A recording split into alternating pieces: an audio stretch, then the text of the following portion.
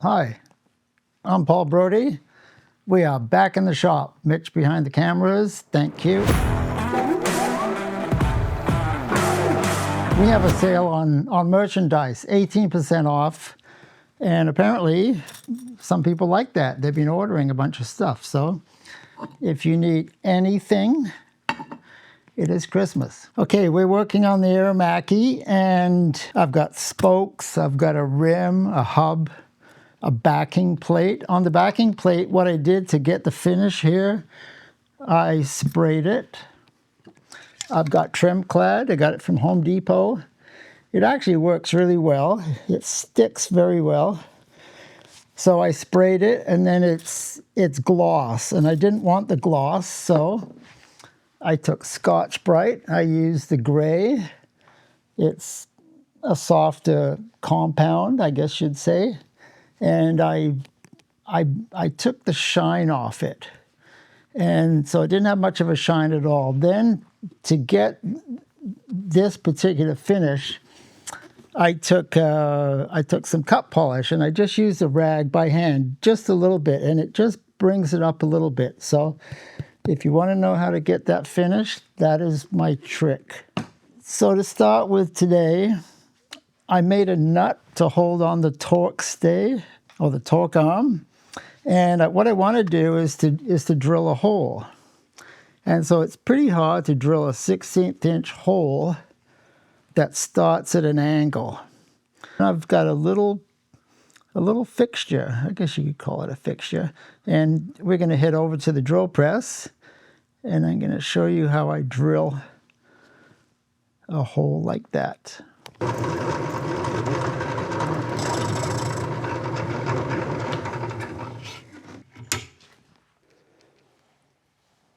Okay, so it's gone in a little bit. So we're going to flop it over and go from the other side. And it should meet. At some point it's going to meet.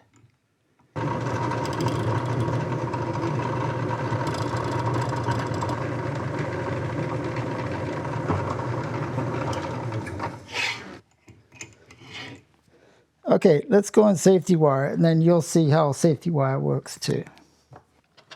There we go. It's right where I want it to be.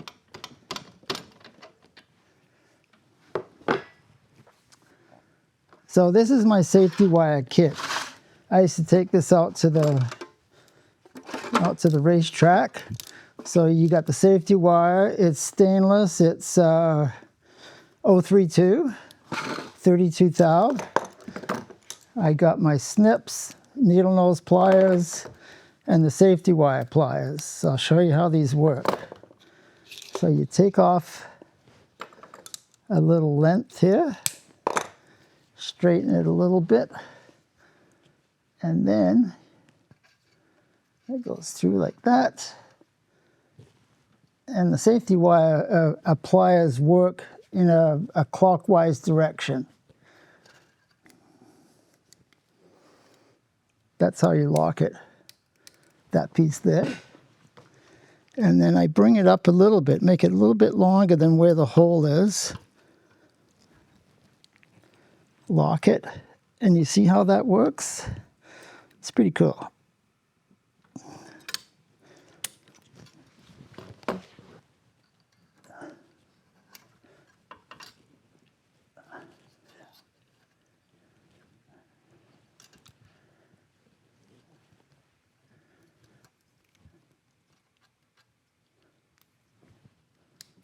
That's the lock to hold it, and then you twist it. And you don't want to have a huge amount of twist. It's sort of, I know there's books on this, but that's about what I like.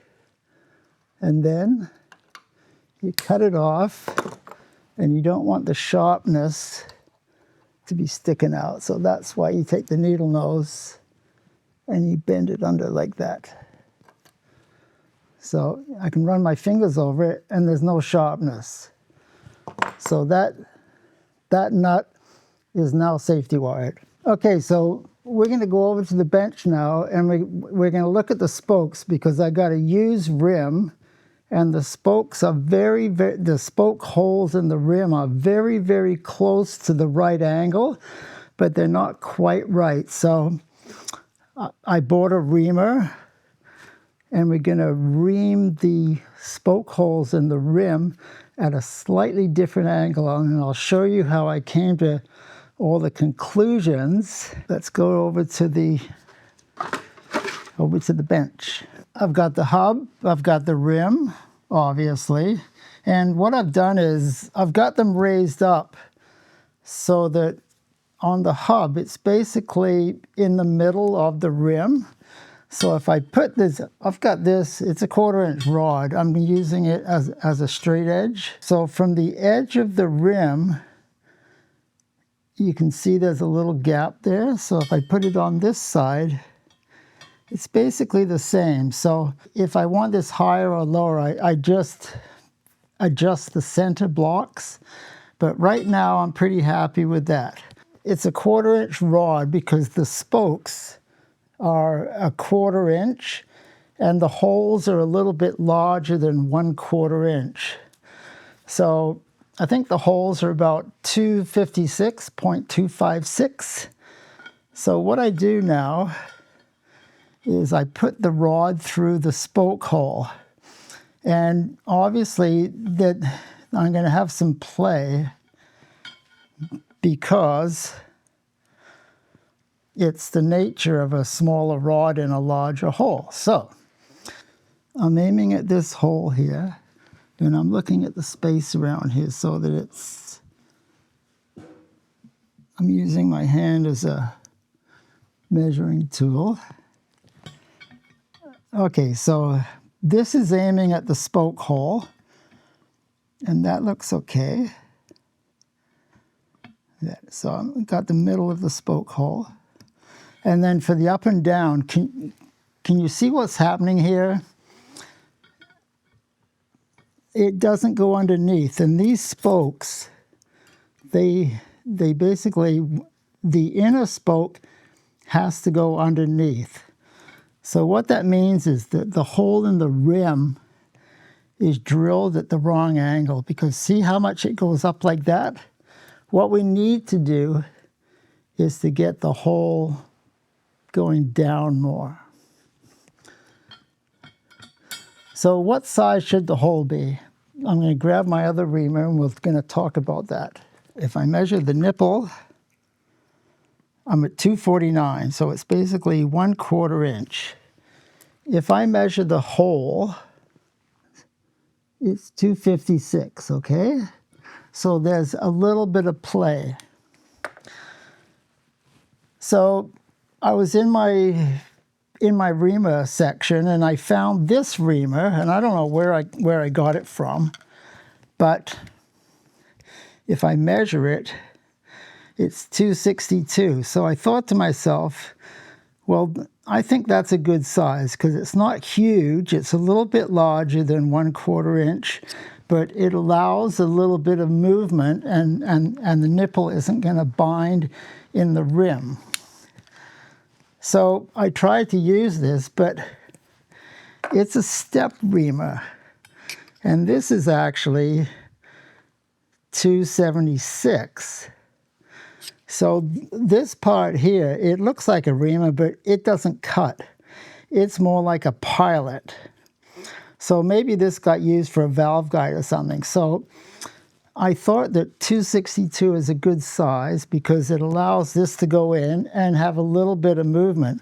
So I went to my metal shop, my tool shop this morning, and I got a brand new .262 reamer. So I'm kind of guessing that the size is going to work. So I made up a fixture because I had a rim and it didn't have any holes in here.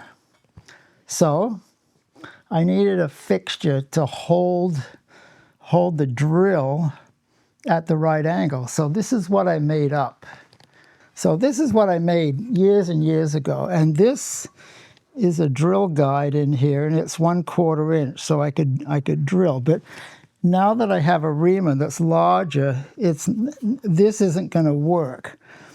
So I added this on, and I added this on, and I'm going to put the rim back over here in the vise, and I'll show you what my plan is. You've probably never seen anything like this, and that's fine. All right, so this here, see these washers, and you see the arc here? That's where the rim goes. And what I've done is I got ready rod. This is 6 mil ready rod, and that goes into a spoke hole or the nipple hole. You see how that works? And that locates it. It's a 36 hole rim hub, so it's in sets of 4. So there's 9 sets of 4. Can you see here how it's got a bunch of movement, because this hole is 256 and this is 1/4, 250. So this, when this goes in, it doesn't move quite as much as this, because this is something like 255 or something down at the bottom. And so the ready rod, it locates the fixture. It can't move around after this because it's located on 3 points. 1, 2, 3. So this is the hole that I want to drill. And can you see what's going on there? So I got a bit of movement here. Like if I look at this one, okay, I got that much movement.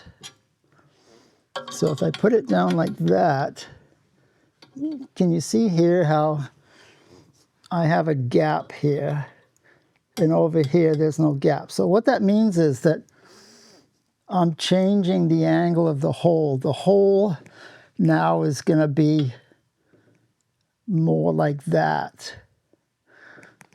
because over there when I used this, remember how this was too high? It had to come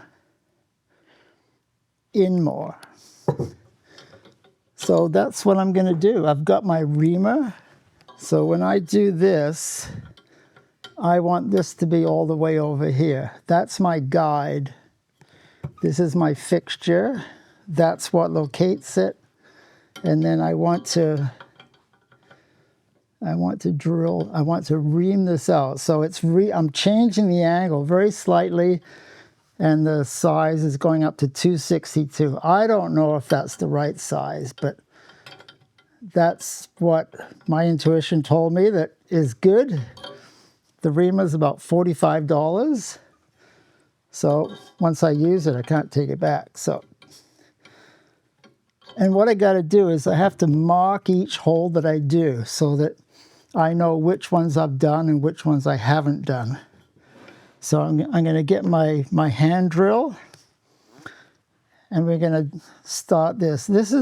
I've never done this before, so let's see what happens. I bought this drill in 1988. It's a Black & Decker, a professional. The thing will not die. And then finally, a couple of years ago, I bought it's a Bosch, and it's got a smell to it. There's something wrong with the wiring or something. This thing didn't last very long at all. You can tell that it hadn't been used much. This thing is amazing. Okay.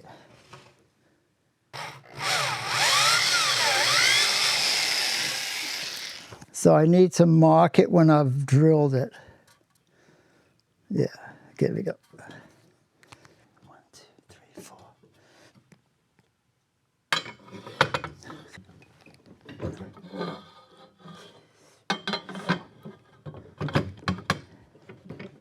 And the reamer is very sharp. It's cutting very, very easily. So I've got it in the hole and over to my side.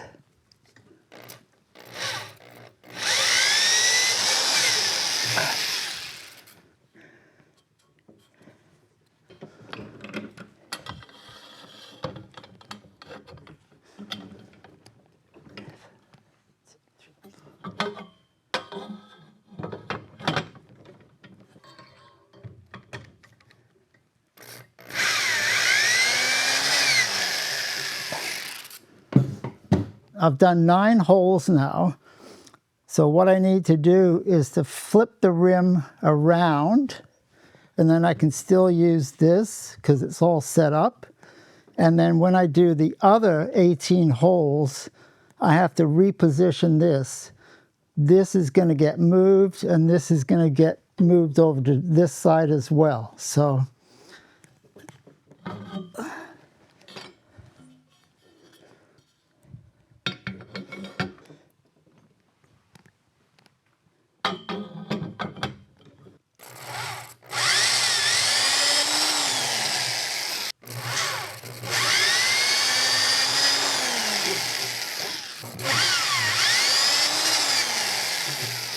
okay, I've done 18 holes, so now I need to reset this. I'm going to leave this the same, this stays the same, and I'm going to swing this around so that it is the pilot for this hole here.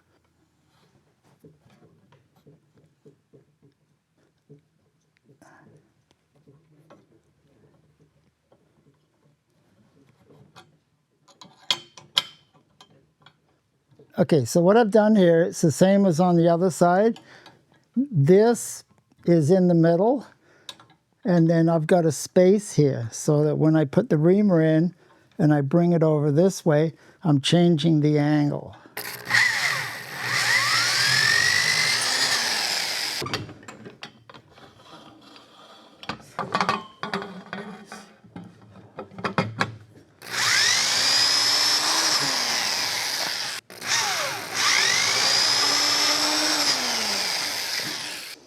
And that's it. Every hole has a check mark now. So I've done 36 holes. So the next thing to do is to put some spokes in. Okay, I want to show you something here. There's inner spokes and there's outer spokes. So the spokes that goes on the inside has less of a bend. Can you see that? This is the spoke that goes on the outside because it has to bend more. So those are the two different ones. There's a lube which we put on the spokes. It stops it from galling. So I'm copying the spoking pattern on this wheel because it's drilled the same on the rim. It's handy having a wheel you can copy.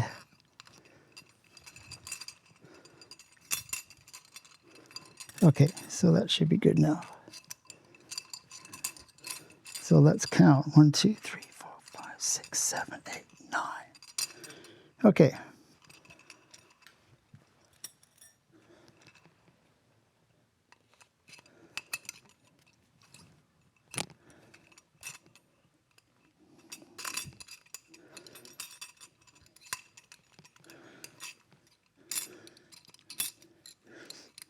These spokes all angle this way, and these spokes cross like that. Okay, let's see if we can get this started here.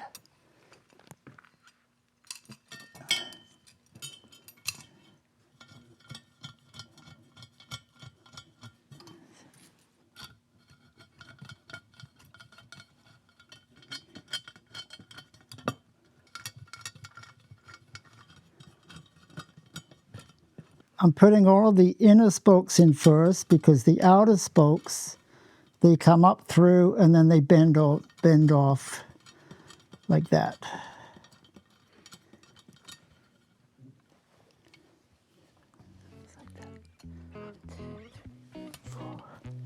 Unfortunately, we're out of time for this episode.